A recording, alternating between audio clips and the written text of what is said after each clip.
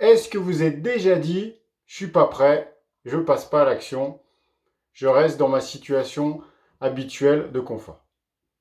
Donc dans cette vidéo du jeudi, je voulais qu'on parte de cette réflexion que chacun a pu vivre, moi le premier, en se disant je reste dans ma zone de confort et je reste dans ce que je sais faire. Donc pour éclairer cette problématique et ce questionnement, est-ce que j'y vais, est-ce que j'y vais pas, je voulais vous parler de trois choses. La première, c'est les contraintes. Le deuxième, c'est le principe de l'hormèse. Et le 3, c'est l'autonomie.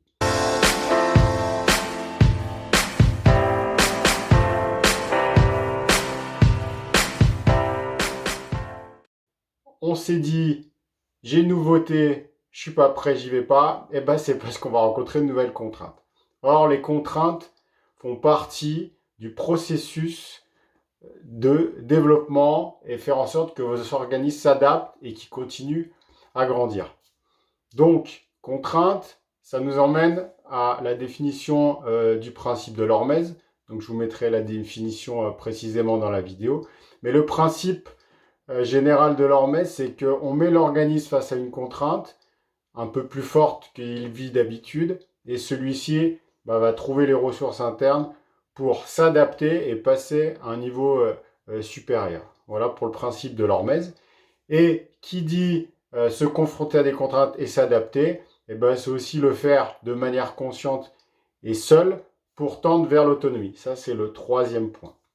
Donc voilà ce que je voulais un peu éveiller chez vous avec le questionnement qu'on peut avoir face à une nouveauté. Je suis pas prêt, j'y vais pas. Ça peut se retrouver dans le monde du travail, une nouvelle activité. Ça peut être dans le domaine du sport, apprendre un nouveau geste, je me sens pas prêt. J'attends de m'entraîner tout seul et après je vais me lancer. C'est pareil dans les formations à l'école, dans les contenus, quelque chose de nouveau, je vais peut-être rester dans ce que je sais faire. Et face à cette nouvelle contrainte, je me dis je suis pas prêt et j'en reste là. Donc voilà. Pour finir, petite citation de Nietzsche qui aussi permet d'alimenter la réflexion. Tout ce qui ne nous tue pas nous rend plus fort. Alors, tuer, c'est la fin d'une, on va dire, d'un processus, d'une étape, et c'est pas la mort physique. Je pense dans la philosophie de Nietzsche qu'on va en ressortir, c'est ça. Voilà pour aujourd'hui.